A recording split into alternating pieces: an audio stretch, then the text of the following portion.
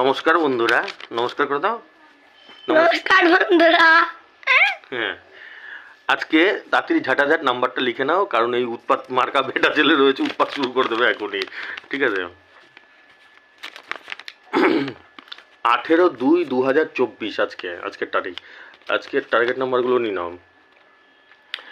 62 middle, 62-র সাথে 53, 76, 72, 72-এর সাথে 06, 80, 10, 10-এর সাথে 74, 51, 91, 91-এর সাথে 63, 69, 75, 75-এর সাথে 37, 44, 39, 39-এর সাথে 59, 08, 02।